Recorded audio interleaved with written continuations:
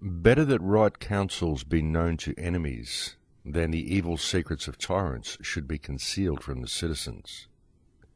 They who can treat secretly of the affairs of a nation have it absolutely under their authority, and as they plot against the enemy in times of war, so do they plot against the citizens in times of peace. And that quote comes from Baruch Spinoza. Welcome to Surviving the Matrix, ladies and gentlemen. My name is Maxwell Igan. It's a pleasure to be with you once again, and I'll be your host for the next hour. When we appraise the human experience, very often we judge ourselves on the fulfillment of our desires. And very often, if we are not able to fulfill these desires, we appraise ourselves badly. And funnily enough, we also tend to appraise others based on their fulfillment of our own personal desires. And this may seem a strange way of looking at things, but very often if people own possessions that we covet ourselves, we will appraise them as being successful. Although, of course, there are some times when people may look at them jealously because they do covet their possessions, and they may appraise the people badly for having things that they desire that they are not able to obtain for themselves. So really, by appraising the other person in a disdainful way for having what we desire, all we are really doing is appraising ourselves in a negative manner. And this also tends to permeate into other aspects of people's lives, and most especially into the research community, where people will appraise information by its ability to fulfill their desires. They'll look at information that promotes an idea that they accept or a concept that they would like to happen, and so they will appraise the information in a very positive manner because it affirms their current belief system, or perhaps leads in a direction where they would like to go. And by doing this, in regard to the former, we lose our objectivity of ourselves, and in regard to the latter, we lose the objectivity towards the information we're researching. And what people need to bear in mind in regard to either of these situations, whether it applies to ourselves or whether it applies to our research, is that what we are ultimately searching for is the truth. And of course, what each of us can only ever find is a truth. And the biggest truth you will ever find in any of your research is yourself, because that is the ultimate truth for each person. And that is the only truth that anyone will ever truly know, because that's all you ever really can know.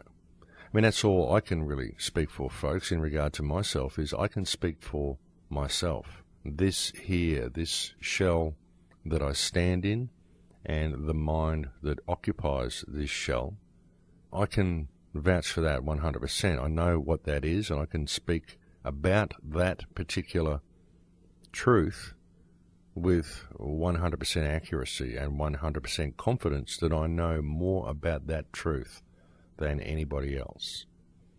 But it's in understanding that that is what your truth is, and that it is to yourself ultimately that all the research is going to lead you. It's in gaining this understanding and this realization that you get to one of the first steps of what may be called enlightenment. Now, I've done so many shows where I've spoken about the nature of energy. I've spoken about the trust agreement that exists between yourself and government, the psychopathic nature of our society, the language of feelings and emotions, or the rampant corporatism that's taking over our globe, and the power that exists within a united community that could be used to address all of these issues. I've tried to present the same information to you in hundreds of different ways in order to try to crack that shell from a different perspective. I believe that if I bring you the same information 100 different ways, there will be someone out there that will pick it up this time. Someone will get it. The penny will drop in someone's mind if it's just presented to them in the right way. And what all of it leads to, folks, is ultimately yourself. This is where it all leads, because all of the salvation that we're looking for is to be found within ourselves. It comes from self-realization. It comes from knowing who and what you are. And this is something that I've been attempting to bring to you now for 4 years. That when you can begin to realize who and what you are, and you begin to understand that that is what your truth is, and you begin to realize that you are absolutely perfect, because no one can be you better than you can. And I've said this to you as well on so many shows before, that you are the most perfect representation of yourself that ever could possibly exist. And what is important is what you do with that. And what you do with it needs to be based in this self-realization of what you are, and that you are an absolutely perfect expression of the Creator. No one can be you any more perfect than you can. And no one can ever have the truth that you hold. And that is why you are perfect. And that is why every single other person that exists in creation is also perfect. And that's what we need to realize, and that's the way we need to approach these people. And when we can begin to see other people as this, when we can begin to see that the people around us are exactly the same as this, only they hold a different truth, they see the world from a different perspective, that's when we can begin to bring about real change.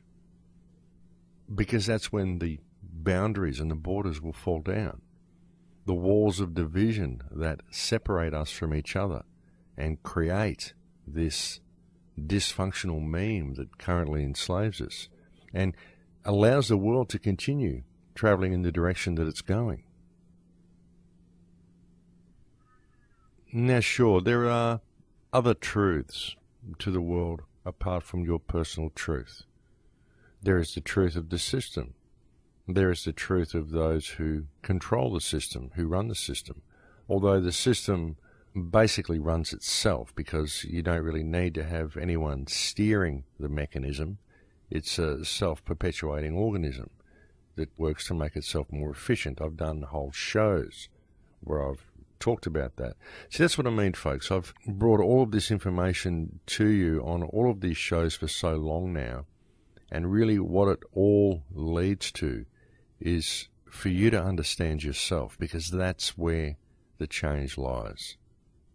And people may question me for sticking to the topic that I always seem to cover, because it always seems to be the same topic that I talk about on these shows, folks. That's why I don't do shows every day. I'm quite happy to do them once a week. In fact, I've said so much now, and I've said the same thing in so many ways now, that I'm even thinking about limiting the shows back to perhaps once a month. But the thing is, folks, the reason I bring you the same information virtually all the time is because when you have delved down enough rabbit holes, when you've spent years pointing the finger at others, looking for someone to blame for the predicament we find ourselves in, as if that is magically going to fix it all, you finally begin to come to the realization that the truth lies within, and that the action that needs to be taken is inner action. Only that inner action then needs to be applied to the outer world, and you find the remedy for all of the problems that we're facing. Then what's the point in deviating from the solution? Because there is only one solution. And I see little point in focusing on the problems all of the time, when we already know they're all there, and they will continue to be there. And you've got all sorts of people and all sorts of alternative research, radio stations and news stations that are already bringing you all of this information. So what's the point in me just covering all that ground that's already been covered? I mean, sure, folks, I could give you my analysis on everything, but I mean, what do you want me to say? Ultimately, it's all corporate consolidation, the whole lot. Oh, look, Max, they've just done this over in this country. What do you think that is? I think it's corporate consolidation. Oh, look, they've just invaded Libya and now they're moving on to Syria. What do you think's going on there? I think it's corporate consolidation. Oh, look, they've just said that the US is going to put 3,000 troops into Africa. What do you think of that? I think it's corporate consolidation. And thanks to the CORBY 2012 video, all the people probably think it's a good idea to put 3,000 troops in there now because they're not looking at the bigger picture. And we all knew that this is what the CORBY 2012 video was all about anyway. And so we all know this, folks, and so there's no point really covering all this ground because we know exactly where it's going. The problem is that people want action all the time. They want the suspense and the excitement that comes with finding out all of this stuff. The problem is, and as I've often said also, is that people tend to view research as a spy novel.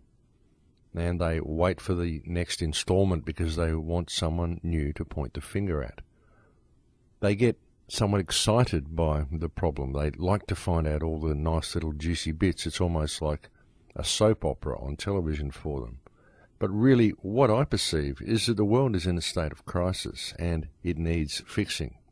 And to me, the method that needs to be used to fix it is very, very clear. And I'd like to see it fixed. And it could be fixed, but it needs the participation of the people in order to fix it. The only participation that is really needed is for people to change their perspective and then apply that to the reality in which they live. And I believe that the best way for this to happen is for people to find their truth, people to find who and what they are, and people to start looking at things from an objective manner. I mean, I could do shows where, as I've said, I could put on white robes and talk to you about spiritual ascension all day, or just bring you my perspective on all of the news reports that happen all over the world. But what's the point? It's all out there. You can look at it for yourself and you can find your own truth within these things. But ultimately the truth that you're looking for is yourself. That's what you need to realize first and foremost. And once you begin to see this, once you begin to see who and what you are, and you begin to see that this is what others are as well, then you see the solution. Because the solution is very obvious. And so that's what I've done with these radio shows, folks. I've stuck to the solution because we know what the problems are. The problems are all around us. They're only too obvious.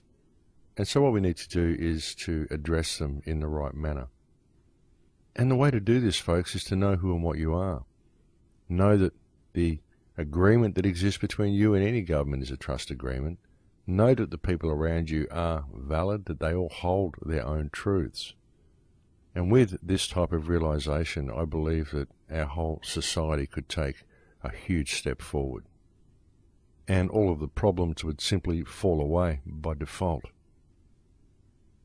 And I appreciate that this may be a kind of a hard concept for people to get their head around at first, but if you can really step back and look at it, you really step back and put it on a global scale, and imagine if this type of realization was to reach all the people, and it could reach all the people simply by speaking to the people in the correct manner.